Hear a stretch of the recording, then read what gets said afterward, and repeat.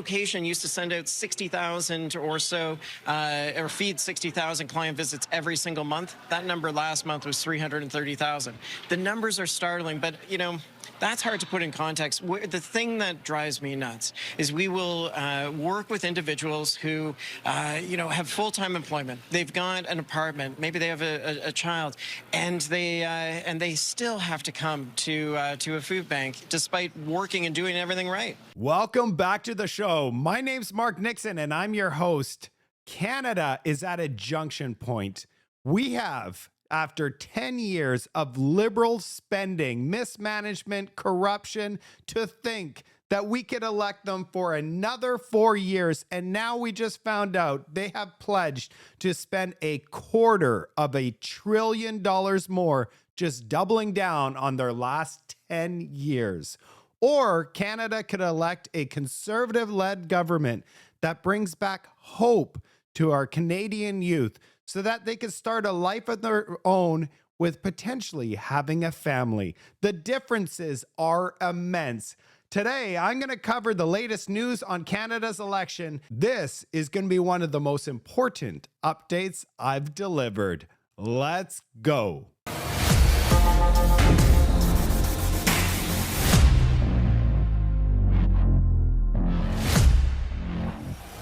To start things off, we're going to take a look at Mark Carney's budget, his spending plan. He delivered the most massive spending increases, which far exceeds anything Justin Trudeau, and he loved to spend. This is Justin Trudeau on steroids.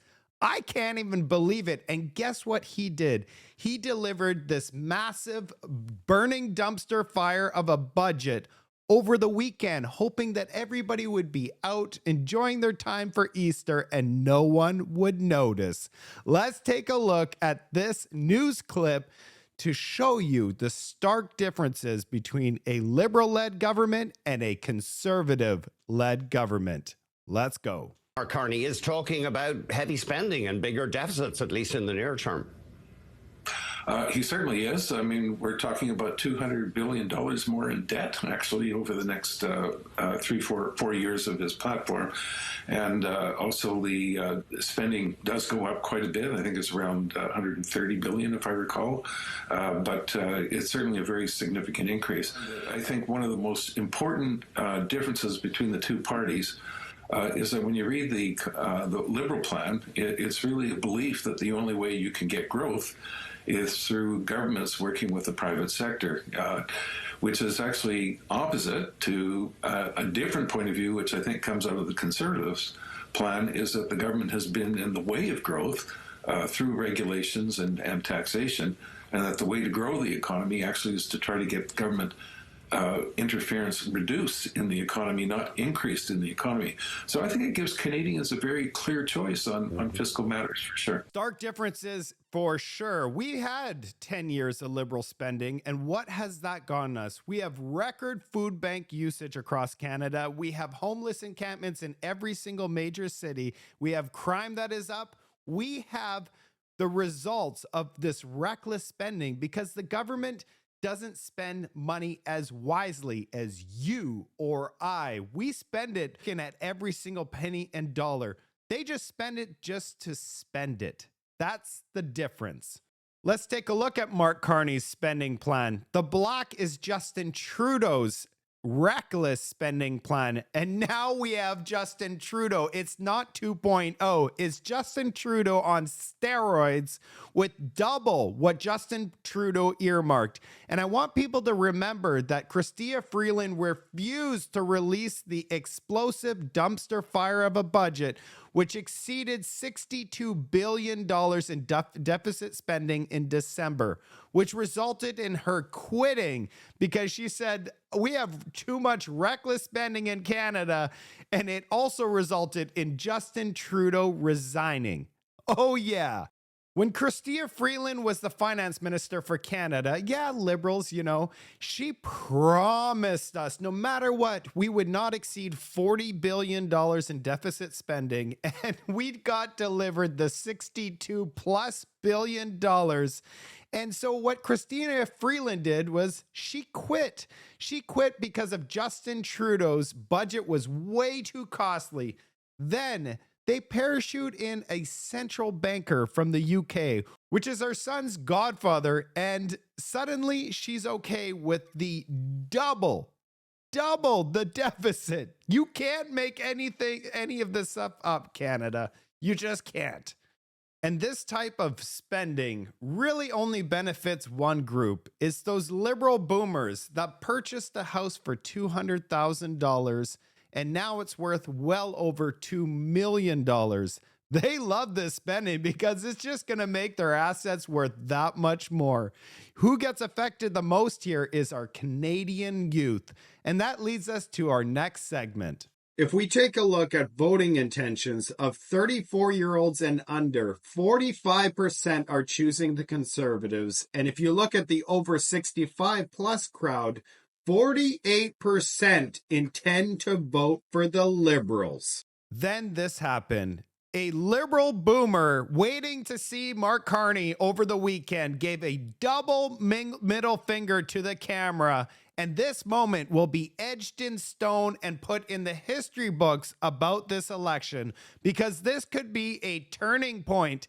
This is what happened. Millennials and Generation Zs made a meme out of this guy and it went parabolic on the internet, super viral. Let's take a look at one of the videos. This photo is a work of art. This photo will define this Canadian election. This older gentleman giving the double middle finger at a Mark Carney rally with a big smile on his face is a representation of an entire class of people that does not care that you won't be able to afford a home, that does not care that you won't be able to have and raise kids in this country, that does not care about the fact that their country and culture is being completely destroyed and decimated from underneath them. This is the face of people who laugh and smile at the fact that you're complaining about the state of this country. They don't care. They love it. They know what they're doing. They know they're ruining things and they love it because they're fine. They don't have to worry about it. And it's not all old people, so don't blame all the boomers. Don't say it's everybody because it's a very select group of people. But these types of people are the ones that want to screw over your future. So are you going to let that happen or are we going to outvote people like this? Because we cannot have this continue on. Very well said. Are we going to let this type of person outvote us? I want to see every single person that wants change in this country to go and vote in this election. It is so important. Let's keep taking a look at some of these memes. They are absolutely epic. And here comes the memes. More debt? Who cares? I will be dead soon. Good luck, losers. Then the Canadian youth turned this guy into a cartoon character, and then he was posted on absolutely everything. For example, Canada's monthly debt service cost is now $1 billion per week at the highest level in history. And now with this promised $250 billion more, this liberal boomer is straight up giving that middle finger to all youth in Canada. Every single one. And my last one is F you, Canada. Elbows up. Canada strong. All right, just one more. Honestly, anytime I think about the Liberals now and think about their platform or any Liberal, all I see is this guy fingering me. That is it. And how is Mark Carney garnering all the support from the liberal boomers? It's quite simple. He is using fear. That is all, because they can't run on the last 10 years of fiscal mismanagement. So here it is. Hi, Canada. I just moved here. Anyway, your relationship with America is now over. That's right. All right, Canada, let's move things along. Mark Carney's plan. This is going to be an eye-opener for many. So we're taking a look right here. And if you put into keywords to see if you could find something in his plan, I'm going to put pipeline. Check this out. Nowhere in his plan is there pipeline. It is insane. So you're telling me you're going to be adding $250 billion and there is absolutely zero investment in energy in Canada? You can't make any of this stuff up.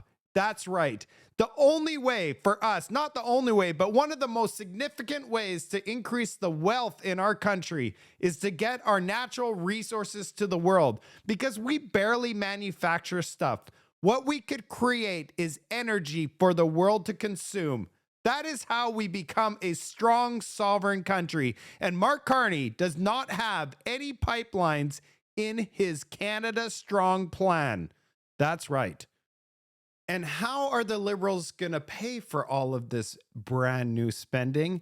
Remember last year, Justin Trudeau was looking at taxing the equity in your primary residence. Oh yeah, if you think they're not going to go after the equity in your home, oh boy, you're going to be sadly mistaken.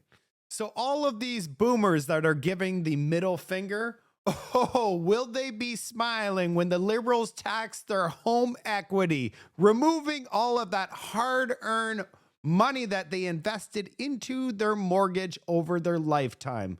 It is so, so sad, because once they realize that all of this additional spending promises needs to be paid for by someone, yeah, they're going to be increasing taxes on everybody. And of course, where is the biggest amount of money that Canadians have? It's inside their home, their equity.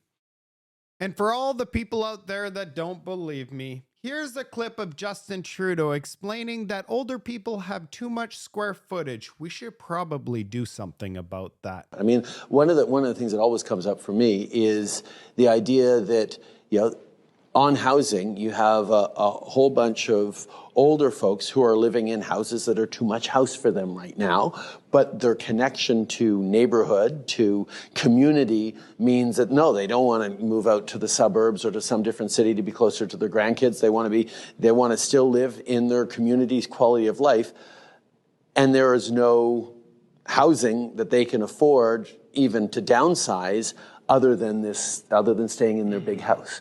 So yeah, if you think they're not looking at the seniors and saying they have too much home, we need to do something about that, they're going to do something about that. That's the Liberal way.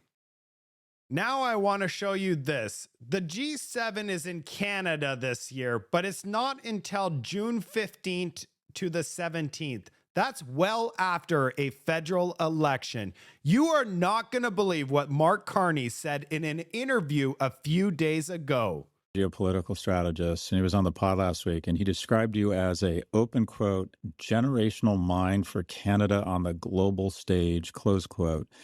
In your view, what role does Canada play on the global stage?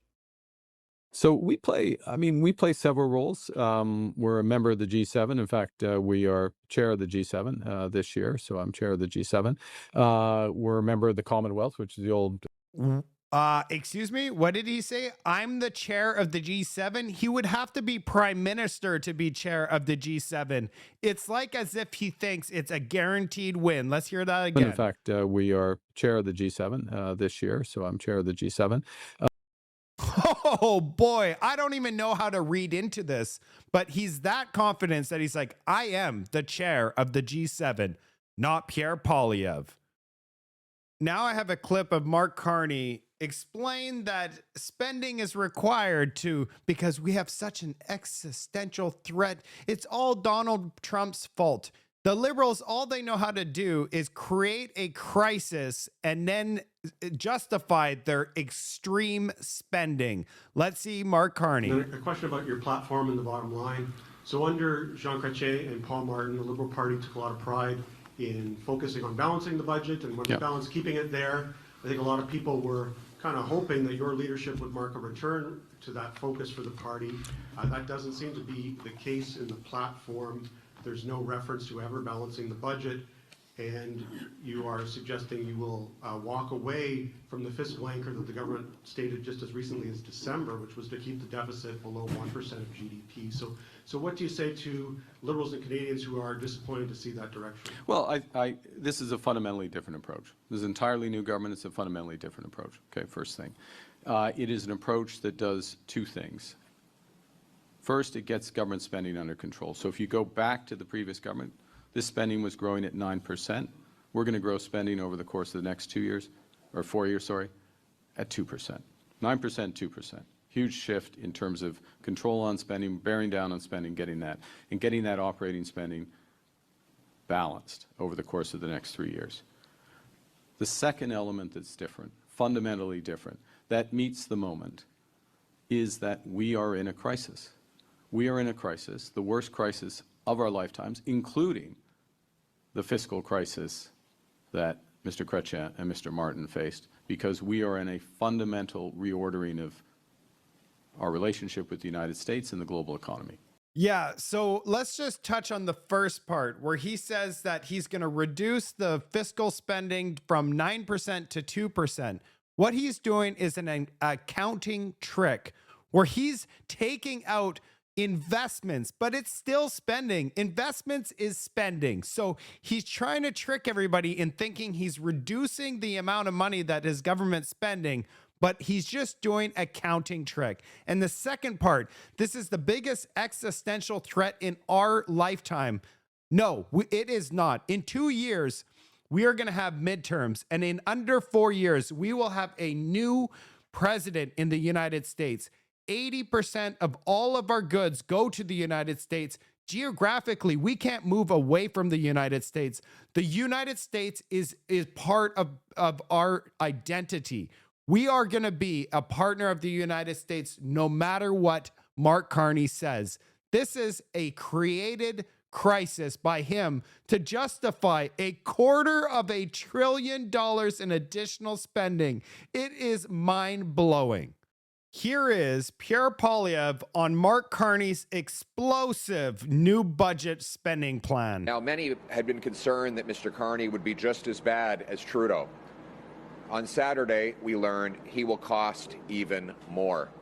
Mark Carney launched a platform that will add $130 billion more spending than Trudeau had already projected.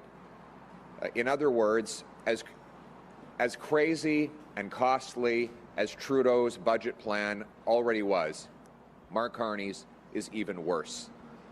Adding Trudeau's planned deficits with Carney's promised spending, a fourth Liberal government would bring in $250 billion of new inflationary debt.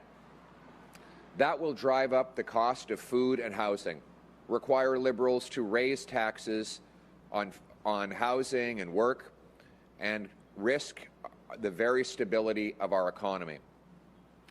We've also learned from journalist Catherine Levesque in a comment she made that, in fact, Mark Carney's platform was written for Justin Trudeau.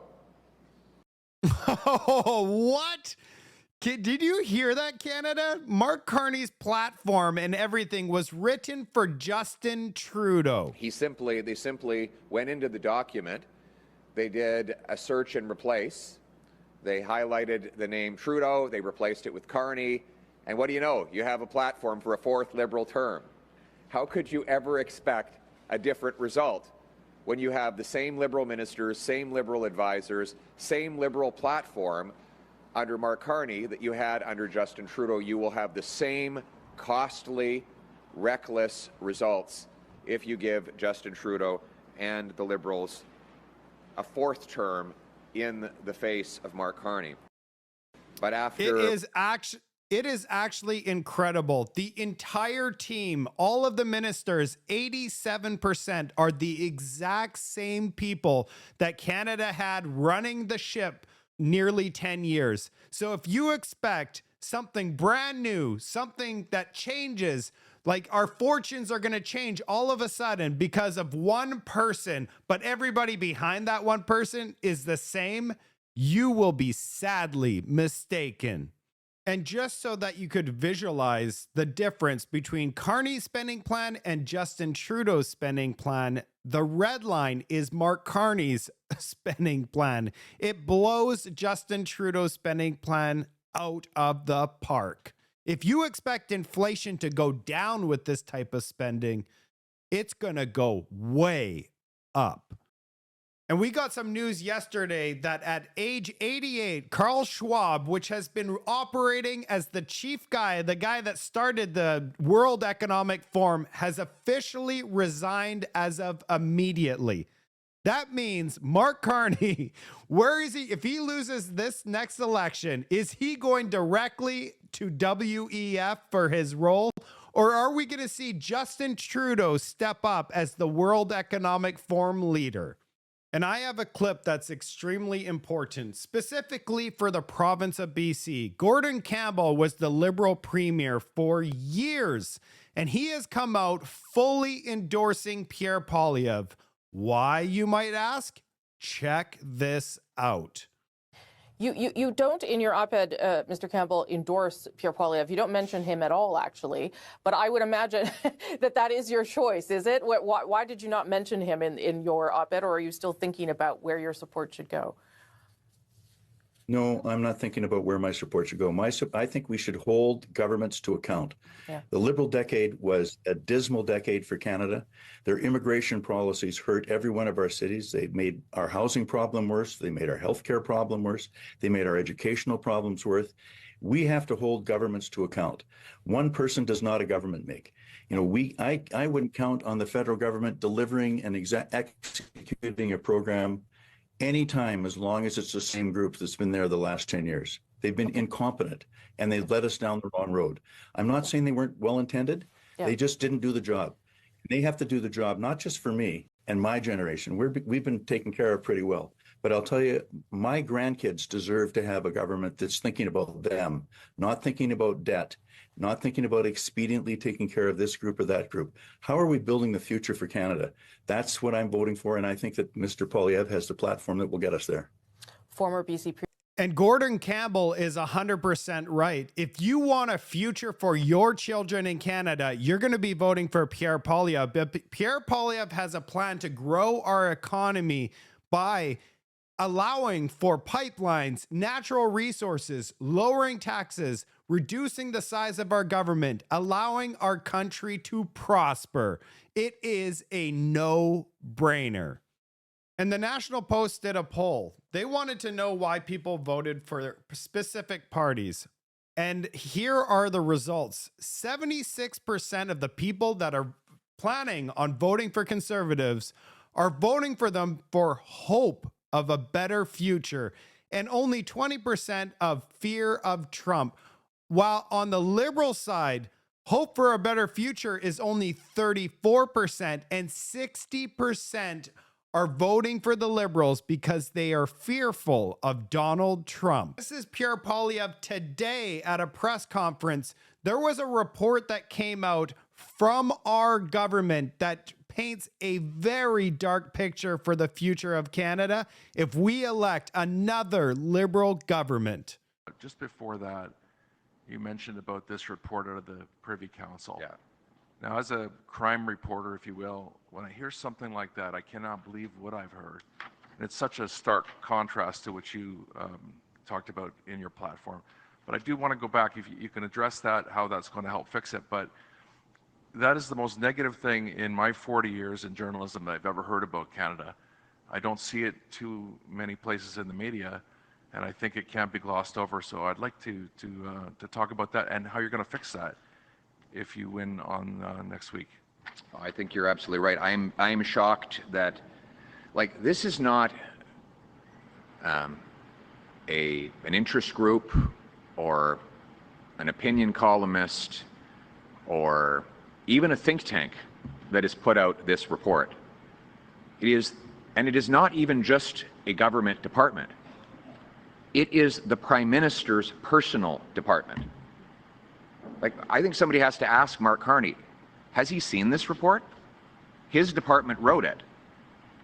And what they are anticipating on the current trajectory is a total meltdown a societal breakdown in Canada if we stay on the current track.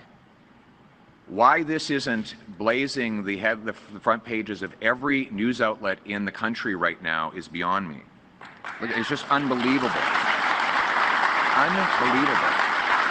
It is unbelievable, Canada. Unbelievable. It's just, it blows my mind. What they're actually saying is that, I'm just going to read some of these. More people, this is for the future. It's not enough for Mr. Carney to say, oh, well, the last 10 years is in the past, forget about it. Stop bothering me about the past, he will say. This is the predicted future his department foresees for Canada. More people may struggle to afford rent, bills, or groceries. The resulting stress could worsen mental health challenges. This would increase demand on social services. In 2040, upward social mobility is almost unheard of in Canada. Hardly anyone believes that they can build a better life for themselves or their children through their own efforts. Many worry about sliding down the social order. In 2040, owning a home is not a realistic goal for many. Inequality between those who rent and those who own has become a key driver of social, economic, and political conflict. In 2040, pursuing a post-secondary education is no longer considered a reliable path to social mobility. Fewer young people choose post-secondary education, and those who do see it less as a path to a successful career than a way to reinforce their membership in the, quote, elite. That's not my words. That's the government's words. The reports paints a terrifying picture of a spiral of economic depression and cost inflation. People may lose faith in the Canadian project, it says. It forecasts that this may trigger people to, quote, emigrate to jurisdictions where they perceive upward social mobility or other higher standards of living are easier to obtain. If young workers leave, it may become harder to pay for our social programs for the older people in the country. And then this last line, it staggers me, that because groceries are expected to become so expensive, according to Mr. Carney's top government department, people may start to hunt, fish, and forage on public lands and waterways. Like, this is, it is just hard to believe when you read these words that this is about Canada. This is exactly why I'm in politics, to reverse this, to give people back the promise of this country. And we know what to do. We know how to get there. We have to unleash a plan for change, a plan that will cut people's taxes so their hard work pays off, that will remove bureaucracy so we can build over 2 million homes, that will lock up the violent criminals, that will unleash our resources to generate a $500 billion of extra economic growth, that will fund schools and hospitals and opportunity for our people. That's what's at stake. That's what change means. You add $250 billion in 4 years. Just look at the last 10 years, how quickly and things have become less affordable in this country. Our youth they're losing aspirations already to purchase a home in Canada. Our youth are living in our parents' basement. Birth rate in Canada of born here is below 1. It's below 1. We are not reproducing in Canada. The only way that we could grow our population is through immigration. And when we have immigration, which is guaranteed to happen, where people are moving out of the country for better opportunities because the opportunities are not inside this country, it's just going to exacerbate the situation further. So our elderly will not be able to get taken care of. This is a reckless path that Canada's heading towards. This is the most important election in Canadian history, and I encourage everybody to go and vote for change. Would love to hear from you in the comment section. I know it's a little bit scary, but I have to speak the truth. And the truth is, we need change in this country. We cannot continue to go down this path. I'll see you on the next report.